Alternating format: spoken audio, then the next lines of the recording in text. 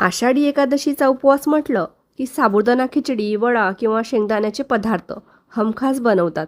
पण बऱ्याच वृद्ध व्यक्तींना असे पदार्थ जड जातात किंवा ॲसिडिटीचा त्रास होतो.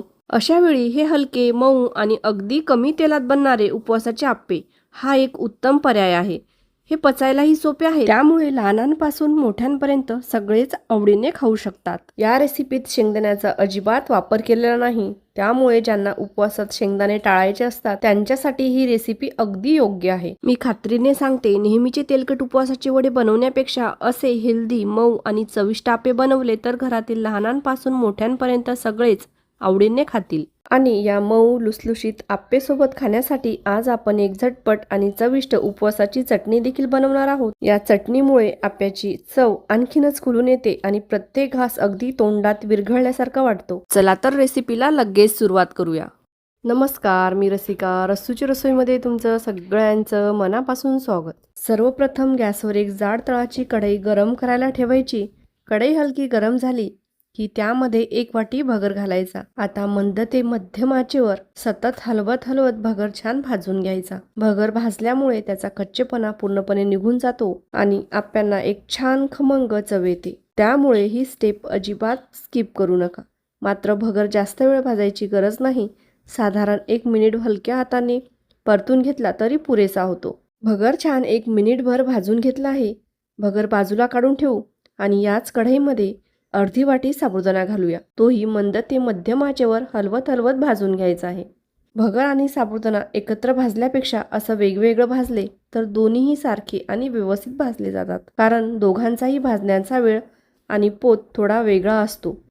इथे मी भाजून घेतलेला भगर आणि साबुदाणा एका स्वच्छ सुती कपड्यावर काढून घेतला आहे.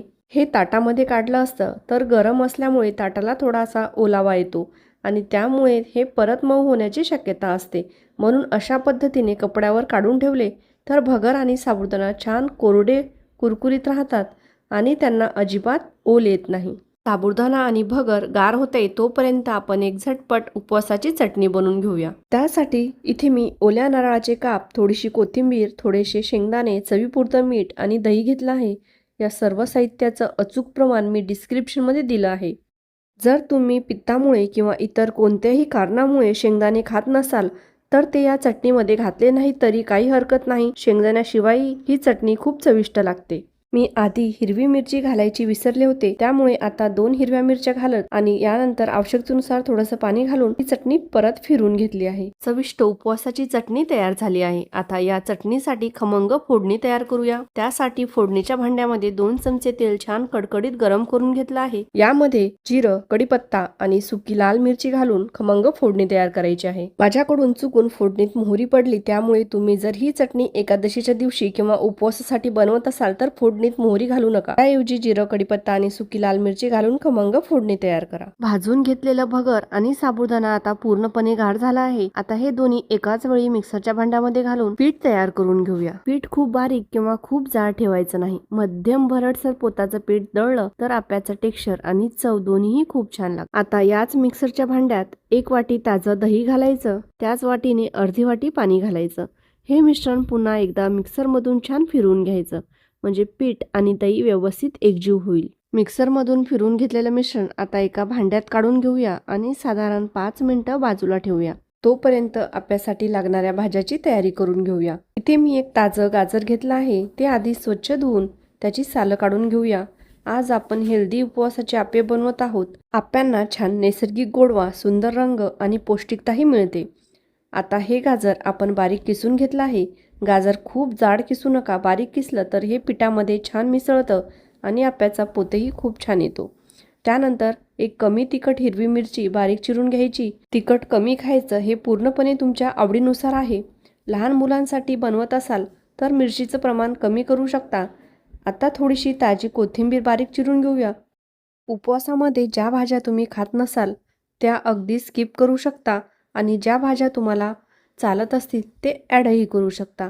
आता आपण आधी तयार करून ठेवलेल्या मिश्रणामध्ये किसलेलं गाजर, बारीक चिरलेली हिरवी मिरची, कोथिंबीर आणि चवीपुरतं मीठ घालूया. हे सगळं मिश्रण छान एकजीव करून घ्यायचं आहे. पिठाचा घट्टपणा पाहून आवश्यक वाटलं तर 1 ते 2 टेबलस्पून पाणी घालू शकता. पाण्याचं प्रमाण वापरलेल्या दह्यानुसार आणि पिठानुसार थोडं कमी जास्त होऊ शकतं. आपल्याला मध्यम घट्टसर बॅटर तयार करायचं आहे. आता गॅसवर आप्पे पात्र गरम करायला ठेवूया. प्रत्येक कप्प्यामध्ये आतून हलकासा तेलाचा हात लावून घेऊया, म्हणजे आप्पे सहज निघतात. आप्पे पात्रात मिश्रण घालण्याच्या अगदी आधी चिमूटभर खायचा सोडा घालून हलक्या हाताने पुन्हा एकदा व्यवस्थित मिक्स करून घ्यायचं. त्यामुळे आप्पे छान मऊ, फुललेले आणि स्पॉन्जी तयार होतात. आता प्रत्येक कप्प्यामध्ये एक एक पळी मिश्रण भरायचं. सर्वप्रथम कढईच्या कप्प्यामध्ये मिश्रण घालायचं आणि शेवटी मधल्या कप्प्यांमध्ये, कारण मधला भाग जास्त गरम असल्यामुळे तिथले आप्पे लवकर शिजतात. अशा प्रकारे सगळे आप्पे भरून झाकण ठेवायचं आणि आप्पे छान शिजू द्यायचे. हे आप्पे मंद ते मध्यम आचेवर साधारण 5 ते 7 मिनिटं छान शिजू द्यायचे. एका बाजूनी सोनेरी रंग आला आणि आप्पे सहज सुटायला लागले की हलक्या हाताने एक एक आप्पे पलटून घ्यायचा. आप्पे व्यवस्थित शिजले की ते आप्पे पात्रातून अगदी सहज सुटतात. तुम्ही पाहू शकता आप्प्यांना एका बाजूने किती सुंदर सोनेरी रंग आला आहे. आता हे सगळे हलक्या हाताने पलटून घेऊया. दुसऱ्या बाजूनेही मंद ते मध्यम आचेवर छान सोनेरी आणि हलकेसे कुरकुरीत होईपर्यंत भाजून घ्यायचे. अशा पद्धतीने दोन्ही बाजूनी समान भाजले की आप्पे बाहेरून खमंग आणि आतून मऊ लुसलुशीत तयार होतात. आता हे सगळे आप्पे पात्रातून काढून घेऊया आणि गरमागरम सर्व करूया. तुम्ही याआधी उपवासासाठी असे आप्पे कधी बनवले आहेत का? नसेल तरी या आषाढी एकादशीला ही रेसिपी नक्कीच करून पहा. मी खात्रीने सांगते, एकदा हे आप्पे चाखले की तुम्ही पुन्हा नक्कीच बनवाल. घरातील लहानांपासून मोठ्यांपर्यंत सगळ्यांनाच हे मऊ, लुसलुशीत आणि चविष्ट आप्पे नक्कीच आवडतील.